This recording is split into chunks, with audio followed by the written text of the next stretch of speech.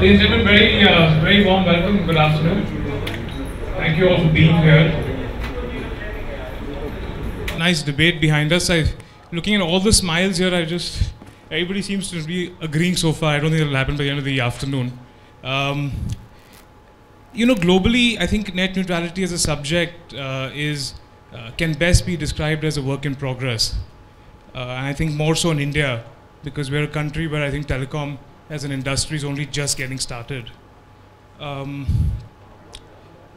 think both policy and infrastructure also are struggling to keep up to the demands of consumers and the players here. So I think it's only a matter of time before India becomes the largest consumers of both voice and data. So I think really there's no place more crucial than India to start having these conversations.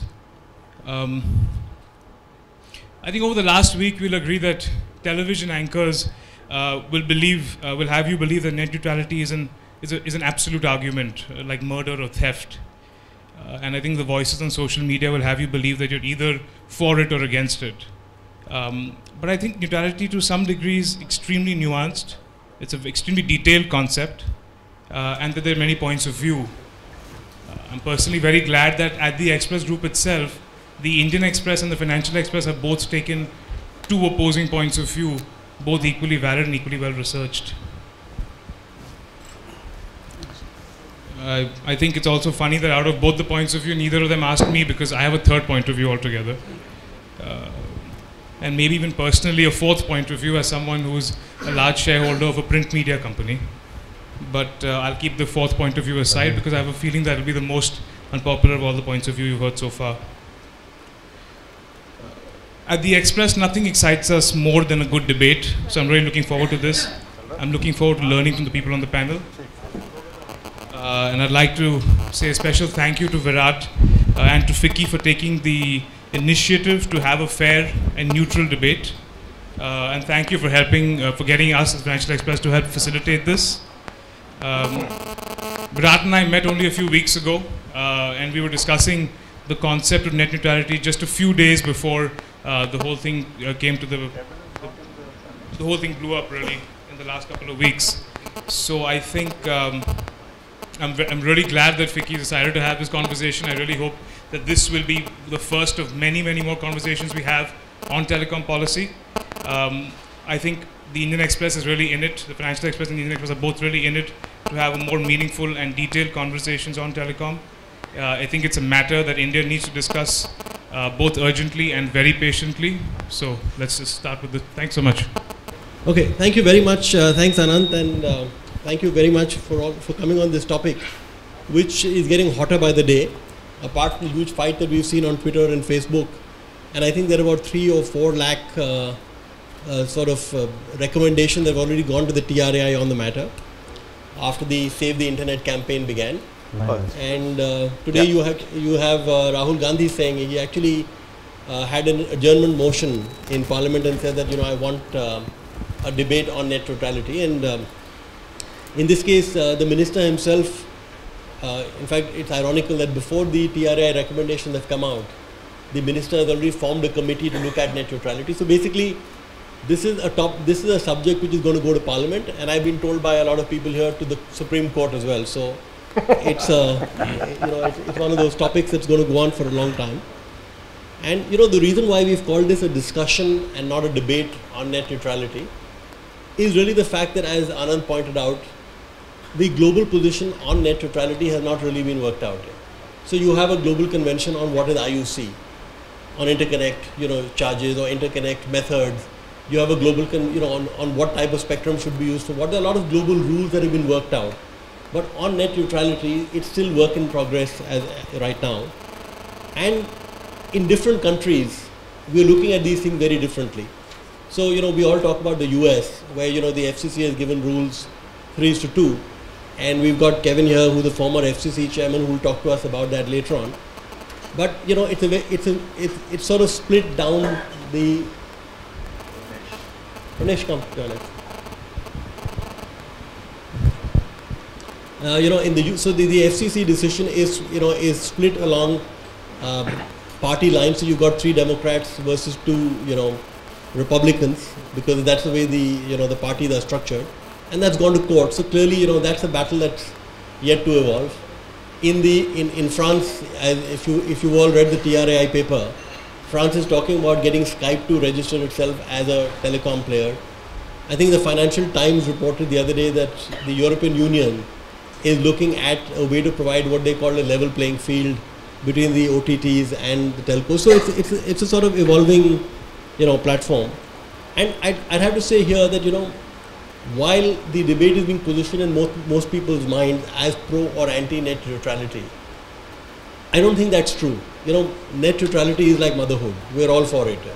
So, you know, even COAI, Rajan, you know, which is accused of being anti-net neutrality, says it's pro-net neutrality.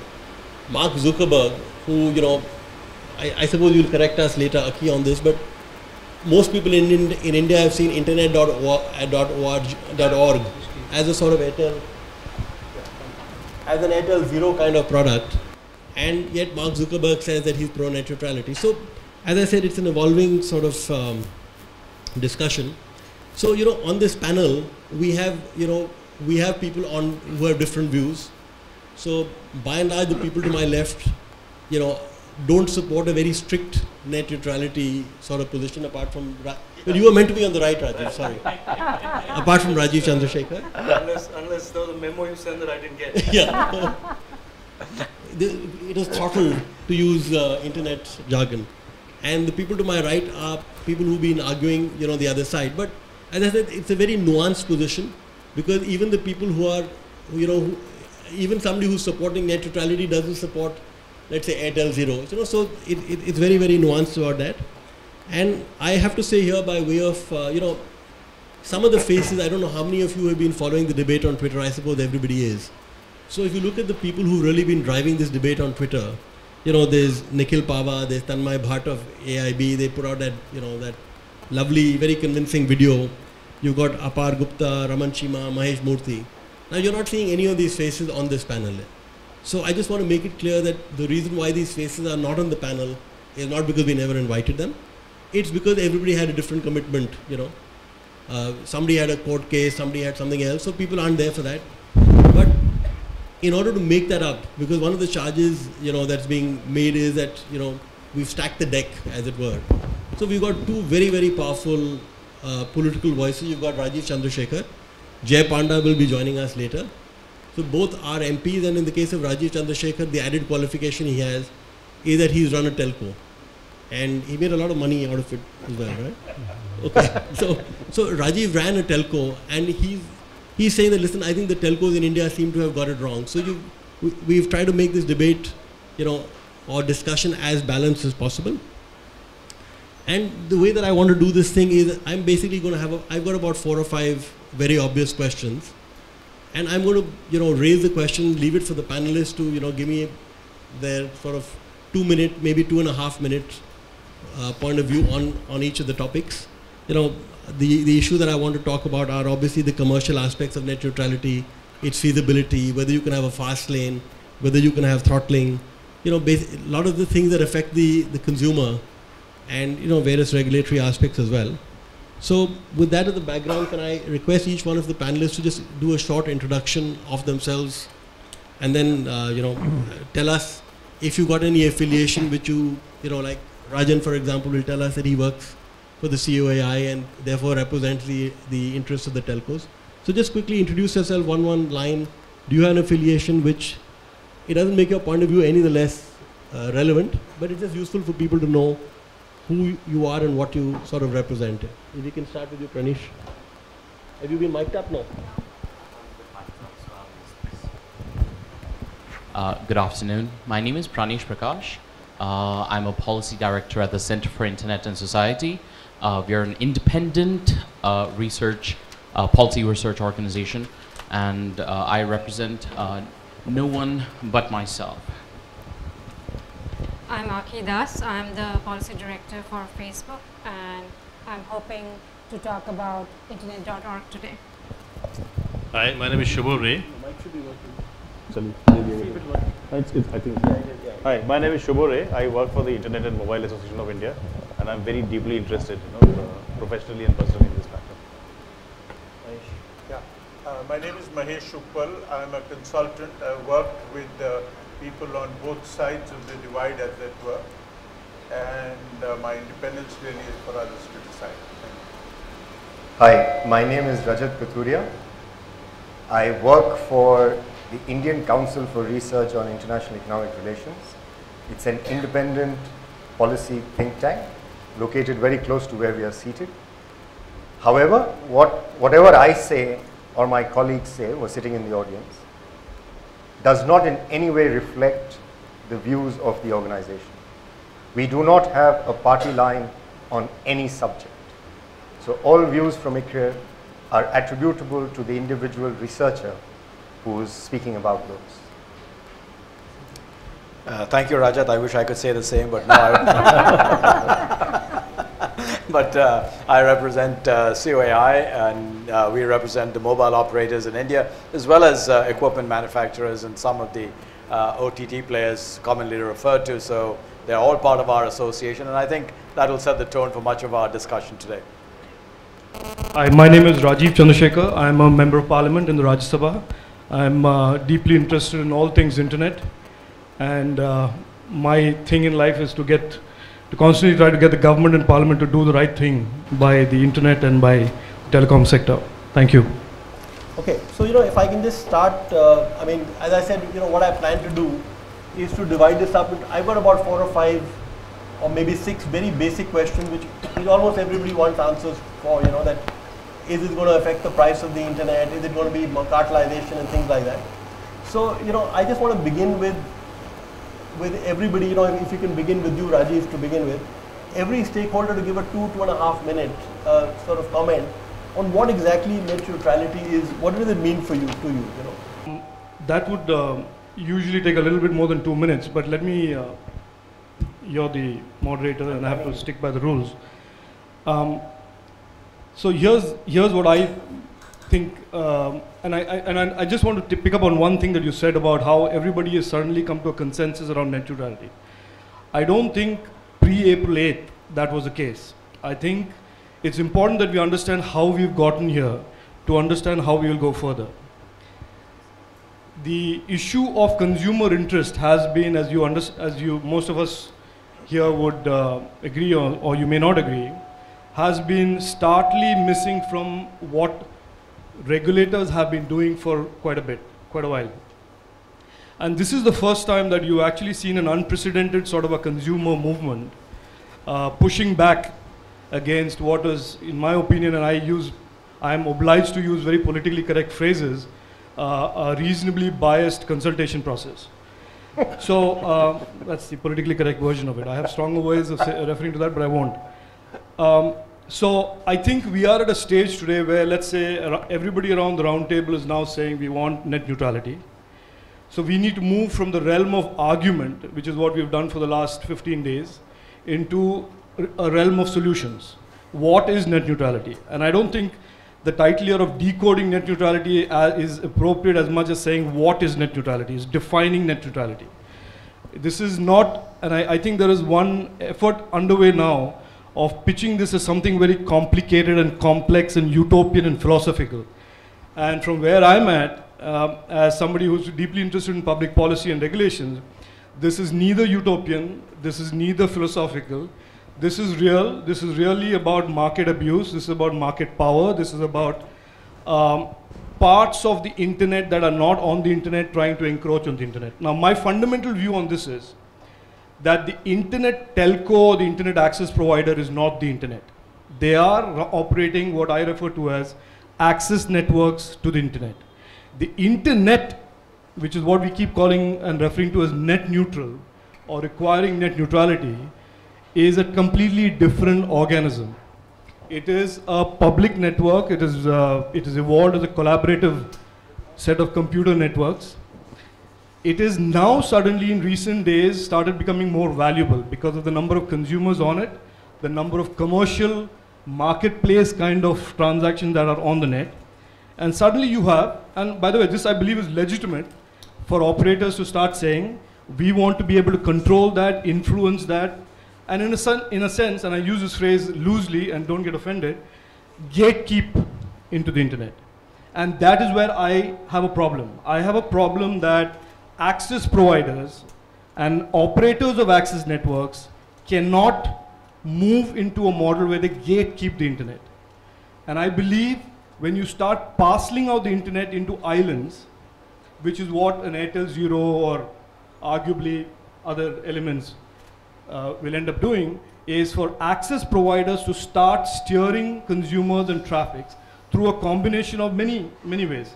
Pricing, throttling, quality of service, starting to divide up the internet into these islands. And there is where I have a fundamental problem. As you know, Sunil, and I'll end with this, this issue is not a new issue. It may be a new issue to the 9 lakh people who have jumped into this right now. But as of 2006, the regulator had recognized the potential for abuse by access providers if not regulated on the issue of net neutrality. So that's where I come from, and I'm quite happy to take any further clarifications. Great. Rajan? Thank you. So first of all, let me say where we are. We, as an association, certainly support net neutrality. Now, having made that motherhood statement, let me clarify that all that means is that, look, we don't discriminate against who gets on our network and who from our network gets on to the internet. And we do not discriminate in terms of the traffic, in terms of its flow, and we don't throttle and do any of that stuff. So the question that needs to be asked in terms of a potential solution is that what got broke? All right, we've been going along merrily. We are one of the most innovative, affordable environments. And if we had continued as a landline service, I will assure you there would have been no interest of OTT folks in our network. All right, the fact that we have 960 million folks who all of a sudden are potentially vying to get onto the internet is basically the reason why all of these companies on the internet have made a tremendous U-turn to get into the mobility network. All right, just because of the scope and scale that we offer. So with that comes a great responsibility, not a doubt about this. Now, clearly in India, we are regulated. There's not a question about that. We are subject to license, we are subject to regulation.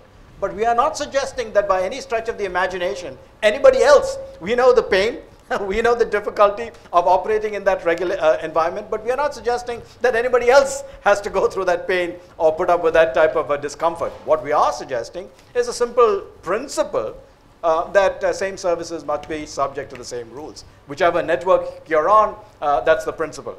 We believe that we've been very, very innovative in the type of services that we've offered. We've offered consumer choice. We are pro-consumer choice, and we offer any number of targeted services. We seem to be the only business where offering something free is counterintuitive. Please just look at the signs if you go out. Skype, free calls.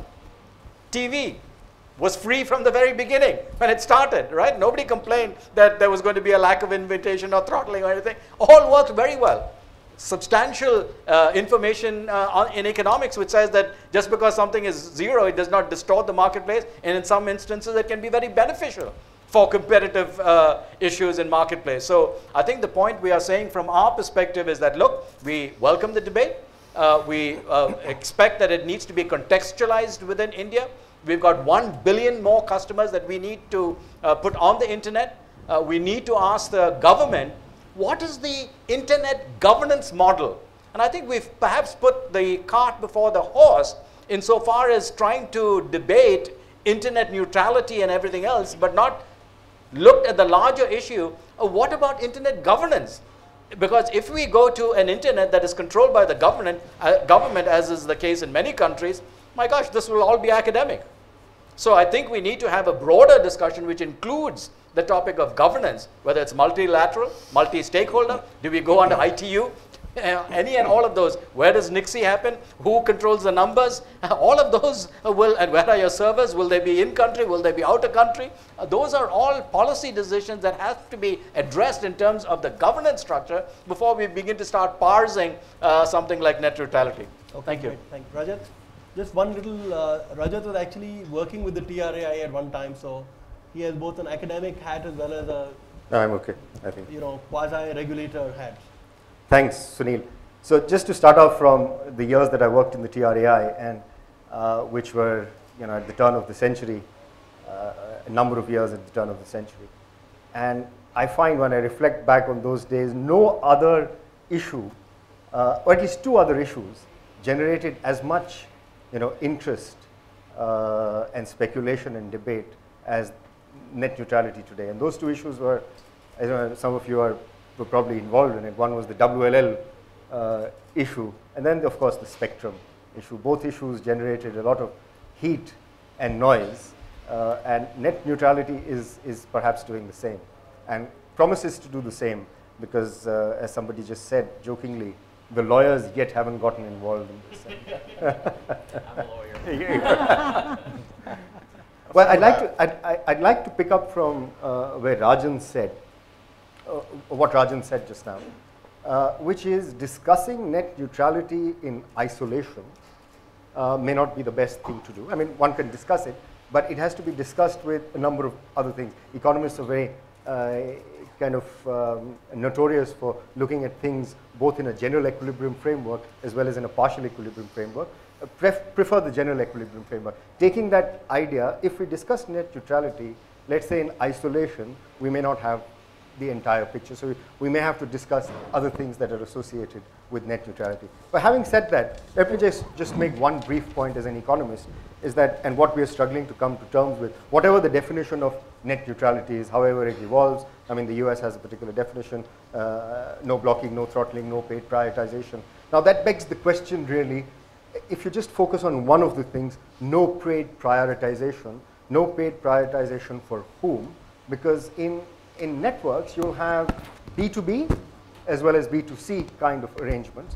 So one will have to try and understand and dive deeper into the fact, when you're talking about if there is to be paid prioritization, are you going to allow paid prioritization for one group of users and then say that, okay, no paid prioritization for another group of users at the wholesale or the retail level? I'm just throwing out some ideas that we will need to go a little deeper, of course, situate this idea in the Indian context. Okay, that was just an example. The larger picture that I wish to bring to the table as an economist is that, if we are going to treat this as a public good or a public utility or a public network with all the externalities that are associated with it, usually the idea of a public good is that it's publicly funded, taxpayer money. You build a rural road, it's funded by taxpayer money, and everybody uses it. As long as there's no congestion, there's no problem. The moment there is congestion, you have to figure out, are there ways that you're going to try and exclude somebody from using it? And the best exclusionary device that economists can think of is pricing. That's the best exclusionary device. You can also have rationing, but rationing is extremely distortionary and doesn't work at the best of times.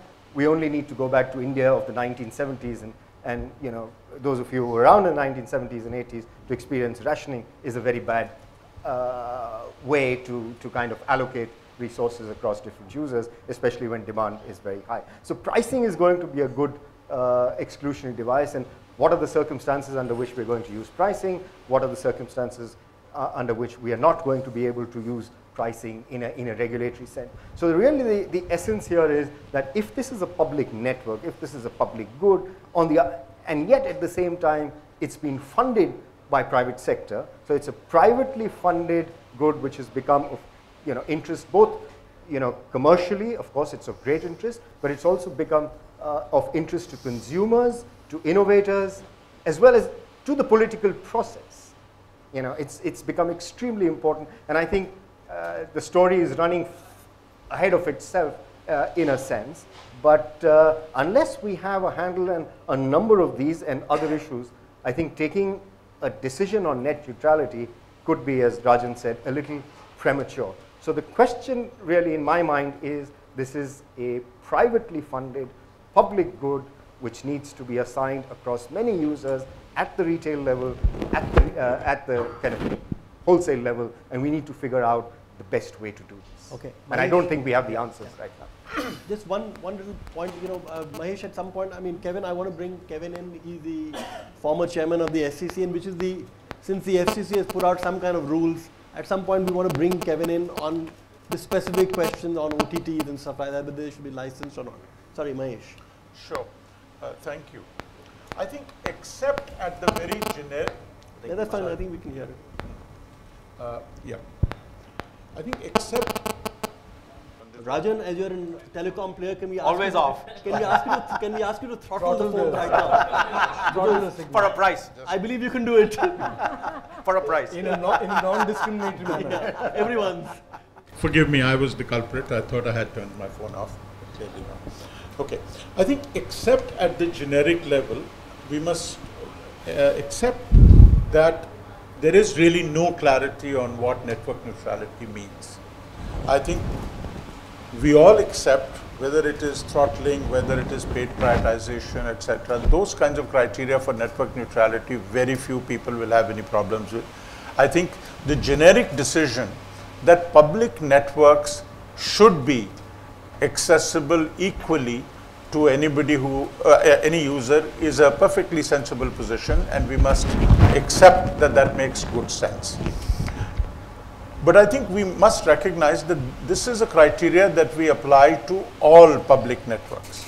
We expect the road network, which is again a public network, we expect the railway network, and so on and so forth. All these networks are public networks, and we expect them to be generally neutral. That is, the providers of these networks not to be deciding who can use them and at what time and for what purpose. So I think, and we all recognize that when we are at the periphery, for example, when issues of capacity come in, we have some exceptions.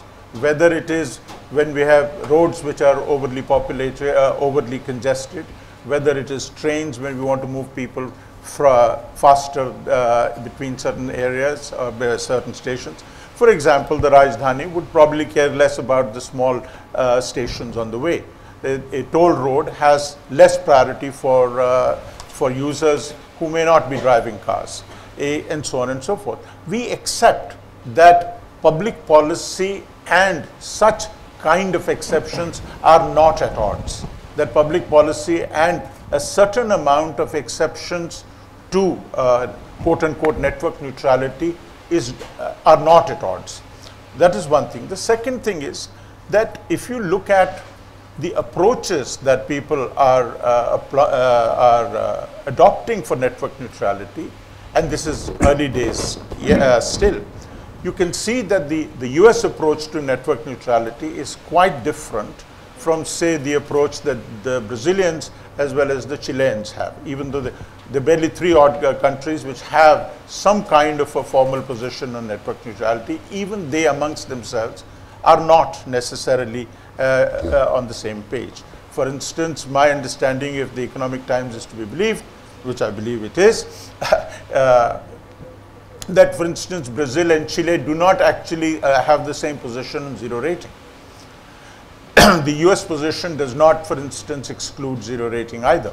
Now the point is that these are very, very early days for network neutrality, and we must recognize that we will have to come and create a network neutrality approach which is specific to India. And there I would like to make the point, which I have elsewhere, that unlike any other network that I'm aware of in the developed world, ours is a predominantly, almost exclusively wireless network. And that network, by definition, has a limit on its capacity. Whether we like it or not, the nature is not manufacturing spectrum anymore. So there is a limit to how much spectrum we have, and there is a limit to how much traffic it will hold. So I think if we are going to manage networks which are predominantly spectrum driven, then we will have to accept that there will be need for managing those networks so that they can be used effectively by the largest number of people. This is, and you might recall that even the net neutrality rules in the US did not apply to wireless networks till recently. In fact, there is a lot of literature about if you like, the relevance, or if not the application of network neutrality principles to wireless networks. There is also, for instance, I mean, if you followed the Mint last week, you'd find that there is virtually no agreement even among some of the the most formidable economists on the value or otherwise of network neutrality. So I think we must recognize that this is a fairly nuanced subject. Yes, at a political level, and to be politically correct, as Rajiv put it, there cannot be anybody who can argue that, you know, that they are in favor of any kind of arbitrary prioritization of traffic or throttling of any kind of traffic based on arbitrary commercial principles. I think that certainly is an issue, and we must recognize that that cannot be good public policy. But what certainly, in my view, cannot be denied is that there is a need to manage these networks, and I have a feeling that sooner or later the very end user will demand such privatization when we really have an issue of capacity, and when we find that certain services which are far more urgent to people end up getting put lower in the queue for whatever reason. So there will be some traffic that we would want prioritized, but what we do want is that any prioritization that takes place according to well accepted world best practices and regulation. Perfect, Mahesh. You made your point. Shubho. Sunil ji, you have noted that, you know, most of the talking heads in India, we start by saying that the concept is very simple and then go on to complicate it. So we started by Mr. Chandrasekhar starting off saying that it's a very simple concept. Sorry. You may want to use that. Can you? My voice is loud, mic is very far away. Okay, I'll speak this. So we started by saying it's a very simple concept, and then by the time it comes from Mr. Rajiv Chandrasekhar to me, it's already become very complicated, right? So I think it's the right time to reiterate what are the basic concepts of net neutrality, and, you know, share it with the house. There should be no blocking, no throttling, there should be no preferential treatment, and there should be no prioritization. And what Mr. Chandrasekhar probably missed out was that this should not be done on commercial basis. That was the main part of it. Everybody agrees that there is a need for network optimization, which is a technical issue. You know, even if you have a surplus of spectrum, there is a little bit of spectrum management, and there is a little bit of network management that goes on. You will prioritize a chat, you will not prioritize an email. An email can wait for 2 seconds. We are not talking about that kind of violation of neutrality. That is accepted. What is not accepted is that if these principles are violated on gross commercial consideration. So I thought it would be right time to reiterate the first principles of net neutrality before it gets obfuscated by so many ifs and buts. Okay, perfect. Aki? Yeah, I think a lot of people have covered many things, but I know everybody wants to know about internet.org, and I want to address that. And we can come back to that. We'll come back to that. No, because I think Rajiv raised it, and I think I need to clarify, because otherwise you'll just keep on festering in people's minds, and I don't want that to happen. So internet.org is about, I just want to clarify, and everybody should kind of bear with me. It's about 3 principles, right? Like 3 principles. First of all, internet.org is non-exclusive. All operators can participate. It's not exclusive to any operator. Number 2, it's free. It's free. Facebook doesn't pay operators anything. Content providers are not paying anything. It's free to the users. It's basically a technical arrangement. The scope of the partnership with the operators is that it's a technical arrangement to make the app available, and there is some marketing support which we provide to create awareness of the internet.org app. But there is no cash actually which is changing hands. So I want people to be aware that it's really a free app which has been built and which is being provided free to the users. The third point, which was your point, Rajiv, was about the gatekeeping stuff which you brought up. And I think it's important to address that. That's really the content piece and the content selection piece and what is made available within the content. Within the app which is available in India, there are 30 odd services in there.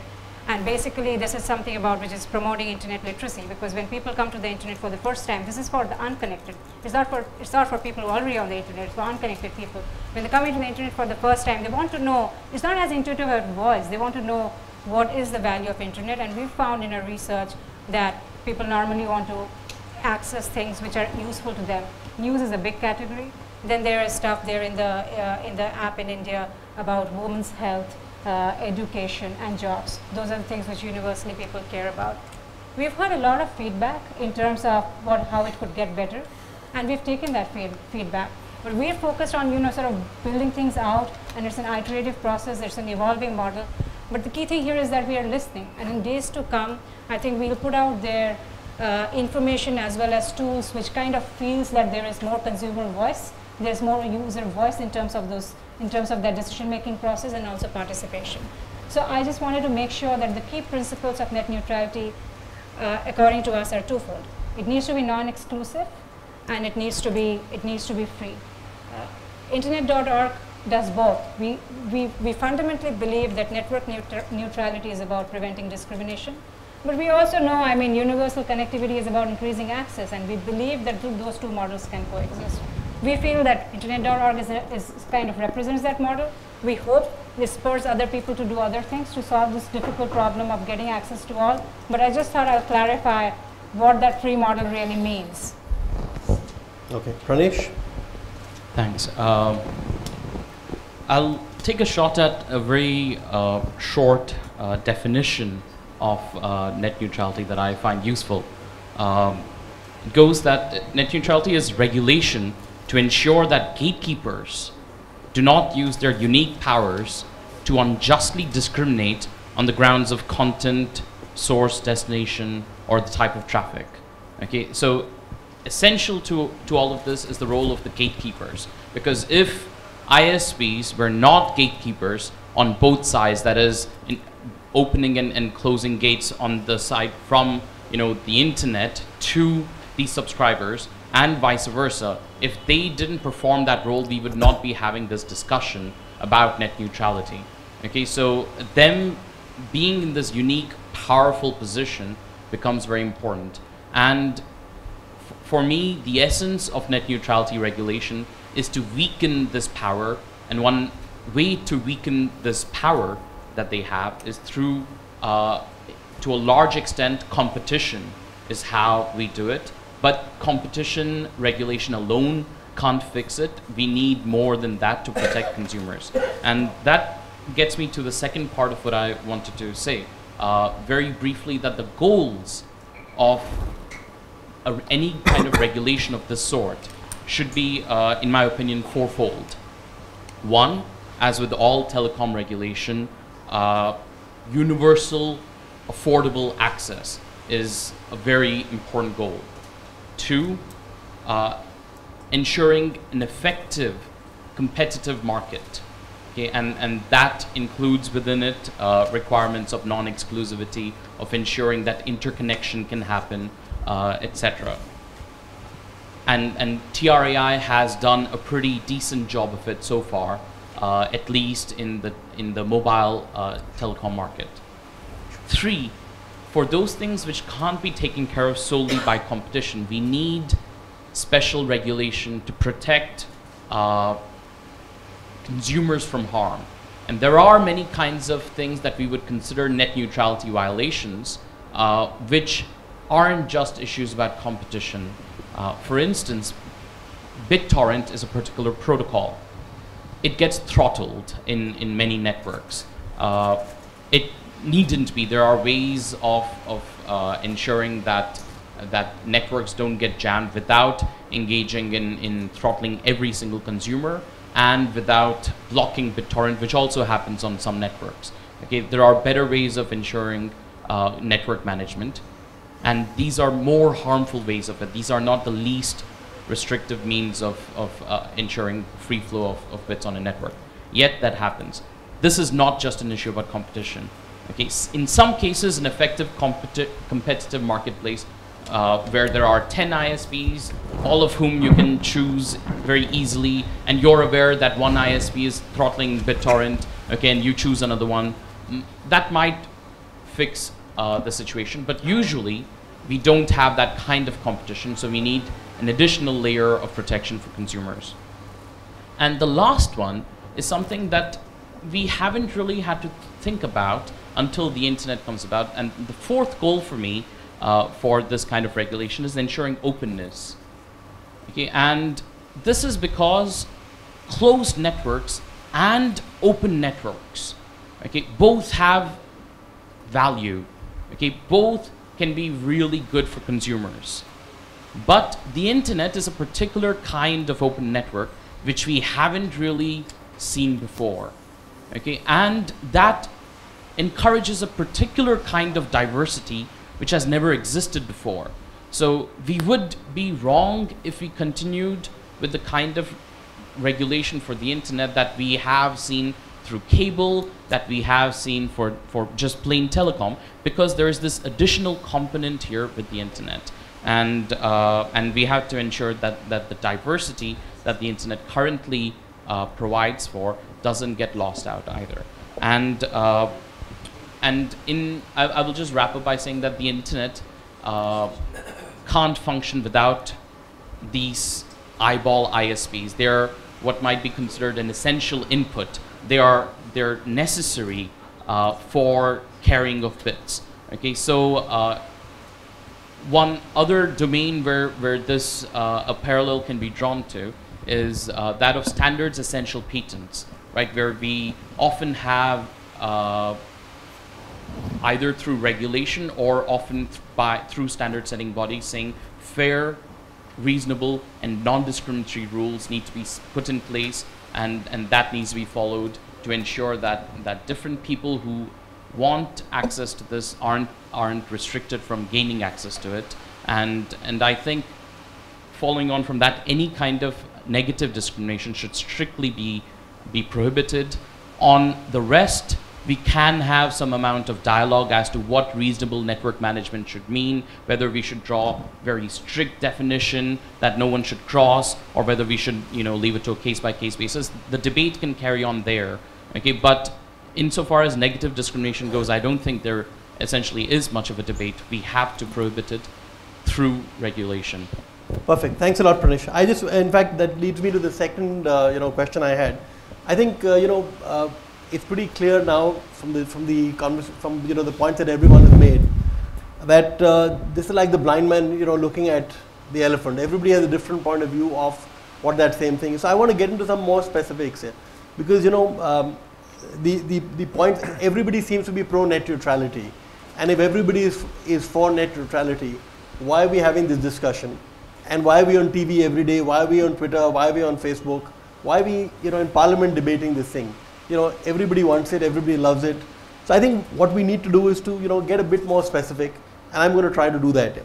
So, from whatever I understood of what people have said so far, is that, we don't want to do a discrimination at a company level. So, for example, Airtel cannot say that I'll allow this person VoIP to come, and Vodafone can't say that I'll allow that person VoIP to come. But are we clear on, in order to move on, are we clear on this panel, or what is the view of this panel on, people have called it network management. So it seems to me, from what I've heard of what people are saying, is that you can do a certain kind of discrimination, if you will. You can do a certain kind of fast lanes, if you will, but you cannot do them for an individual. So you cannot, have a faster service for a Flipkart, which then makes it, more competitive vis-a-vis a Myntra. But you can do a certain amount of discrimination for a class of services. So you can therefore, say VoIP services will reach people faster than, let's say, the point Shubham made, that it'll reach them faster than email. So that's network management. So one, are we clear? Are we all agreed on that that you can have quality of service regulations for certain classes of service? Rajiv, I'm beginning with you and then quickly. Absolutely not. Okay. And I said, I don't know if you understood what I said at the beginning, at the top of this. I'm a journalist, discussion. I don't understand. No, that's okay. I'll give it a second shot. Yeah. But I just want to make another point about obfuscation. And it is not the first time that I'm involved in trying to convince people about the right thing. I thought you were obfuscated. No. I'm just making the point that this has happened 15 years ago in WLL. It has happened in 2G spectrum auctions, where the weight of public opinion initially is, this is not good, this is all economics, and then you are dealt with reams of economic theory, when what you're trying to do is, this is the right thing, this is wrong, and this is right. But having said that, this is the third time I'm doing this, and I'm happy to do it again. The point here that I'm making is that the specific issue today is the power of the access network provider, the network operator that is actually taking the consumer onto the internet, that power must be regulated. It is as simple as that. This is not about starting to get into the details of the underlying operation of the internet and trying to figure out which IP packet will work at what speed. The fundamental issue of net neutrality is that the pipeline, the owner of the pipeline must not have the power, zero power, to start steering traffic and deciding what succeeds on the net or not. That is the fundamental. Yeah, but no, wait. Let me finish. Yeah.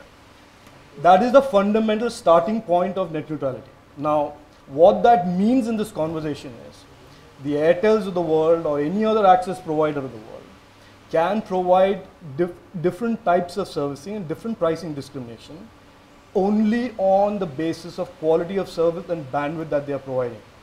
Not discriminating where that bandwidth goes. Not starting to say, I will charge you for that island on the internet differently, that packet on the internet differently, and that packet differently. That is using the word network management like WLL was an advanced technology.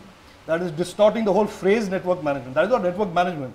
That is using the network to discriminate. So I just want to make sure that my position is very clear. So you are very clear that I am very clear that this is about access providers. Yeah, 1 second. Can you just answer the question? Yeah. So you are very clear that VoIP as a class of service cannot be offered at a higher cost. What is VoIP as a class of service? VoIP is a pocket. It's an app that is sitting on somebody's laptop, phone, tablet. What do you mean VoIP is a class of service? Well, you know, some months ago, Airtel started saying that I'm going to charge you. Which is why people got up and said, excuse me, stop it. I'm just asking you for your point of view on that. So some months ago, Airtel came out and said that if you want, that I've got a data pack for everybody. This is the price of the data pack, etc., etc. But if you want a data pack which gives you VoIP, I'm going to charge you more. Correct. You're saying that's okay. That's no, not what okay. did what I don't know what you interpreted from it, but I'll tell you how I figured. Just tell me yes or no. No. I don't want to tell you yes or no. Okay. I won't explain it to you because otherwise you take my yes or no in a different way. Okay. They want to price VoIP differently because it threatens their conventional legacy voice revenues, and that is not acceptable. Yeah. So fair enough. So we'll come. So therefore, I am saying again, at the risk of repeating myself and the risk of making sure you get it, that I do not believe data packets on the internet can be discriminated excepting on grounds of bandwidth and speed in terms of product offerings across all packets. Fair enough. Yeah. So Rajan, what do you have to say to that? So you can see why he switched to politics after running a network, right? That's actually helping my argument.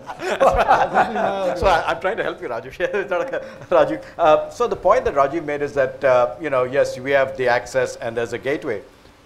When you talk about multiple networks, which is the situation with the internet, there are multiple gatekeepers. Right? So it's not the question of that there is only one gatekeeper. No, Rajan, I'll just stop you here for a minute. You know, a whole lot of people want to know, can I use WhatsApp voice on the data pack that I have? Or will, Airtel make it difficult for me? Differential pricing. That's the question. So that's what people want to know. Yeah, so I'm saying is that, listen, Rajesh. Voice gets a priority and data is not. So he's talking about, so first of all, let me say this. We don't do things arbitrarily just because we get up one morning and say, hey, listen, I think I'm going to offer a pack that is out there. No, Rajiv is saying it's systematic, it's not arbitrary. So, exactly. So what I'm saying is that we are offering customer choice. As long as it does not, or it cannot be shown that it distorts the market, it disrupts the consumer's choice, that it's against law, right? The incumbent, so because you can't prove it, this is what the question is. This is why it has to go back to policy. Is it per se illegal? If it's not per se illegal, right, then you have to, and saying is that then you have to, if you make an allegation, just because you carry a gun in a gun-toting country, all right, you can't be accused of murder, right? But Rajan, so the point is Rajan, the question here is that if, let's say, the TRAI says that, you can't do it, and then it would be a law. So no, if it is, it will be a recommendation to the, and then let's see where it goes. There are then beyond that issues of commercial rights that have to be addressed. This is why I said it's not going to happen before the Supreme Court rules, right? So the point that you're making very clearly is that it is perfectly okay for Airtel or Vodafone or anybody to say, this is my data pack cost for the normal data, this is my data pack cost for voice. Yes. And it's different. So please, differential charging for data. Same data. So please understand, there's a difference between differentiation and discrimination. Yeah. We do not discriminate, we do differentiate, and all businesses differentiate. Fair enough. Rajat, what is your view on that? And if you were in the TRAI today, would you allow this or would you not allow this? Thank God I'm not. Thank God I'm not. But I just want to, actually, to an economist, discrimination and differentiation are no different. Exactly. To the rest of the world as well. So, price discrimination is a way of differentiating between a certain class of subscribers, as long as that discrimination is not arbitrary, right? And that is permissible. And I think, let me just say, without getting into the specifics, two broad points. One, you need to get into the specifics. Yeah, well, let me try and get into this. I don't want to, without having enough evidence to get into the specific. But regulation, as Pranesh was saying, competition will be the best regulation. In the United States, I think the trigger to this entire debate was the very high monopoly power enjoyed by geographical monopoly ISPs that began to then become dominant, and then they abused the monopoly power. That was the genesis, I think, of the debate. I may be wrong, but I think that was the genesis of the debate. ISPs in India do not enjoy, ISPs, no different from, let's say, the mobile operators. I don't think they enjoy that kind of monopoly power. That's the first point. And competition, of course, is the best regulation. In the absence of, perfect competition, or at least good competition, or adequate competition, you would need to have regulation. But the question you must, and this is my experience of TRAI, if you want to regulate, you have to ensure what you are trying to regulate. One, what is it that you want to do? And two, whether you have enough instruments and capacity to be able to enforce that regulation that you are going to put in place. Fair enough. And I think on the specifics, price discrimination is something that should be allowed. We have to look at different kinds of price discrimination. One is the B2B kind of price discrimination that Aki was talking about. That's also price discrimination. It may be zero price, but it's still within the realm of what is called price discrimination. Whether that can be allowed and whether that can be justified. And of course, one is to the end consumer, whether it's in the interest of managing your network or whether it's in the interest of maximizing profit, where I think is a perfectly legitimate activity for a service provider who's invested huge amounts of resources to buy spectrum to run the network, whether it's BSNL or whether it's private operators. Price discrimination is something that within boundaries of regulation should be allowed, because if you rule out prices, I don't think anybody on this panel is saying that you shouldn't have price discrimination. I just want to reinforce that. Rajiv is. No, he said price discrimination could be allowed. For the same packet. Yeah, he said price discrimination. Yeah. So can you have VoIP as a separate package? And you said no. No, I'm very clear on that. Rajat, can you have VoIP as a separate package? I don't think I'm competent to answer that question. My God, such modesty. Suddenly. But that would have to be established by, let's say, precedents or case by case basis, whether that can be allowed or that cannot be allowed. I don't think it will be fair to give an answer right now and say no, that cannot be allowed or that can be allowed. It will have to be, what is the impact? Like we are saying in the land acquisition bill, what is the social impact? What is the impact of that? If there is an impact, what is the impact? Is it detrimental? If it is anti-consumer? Because consumer has to be at the center of regulation. Okay, fair enough. So we'll come back to that. Yeah.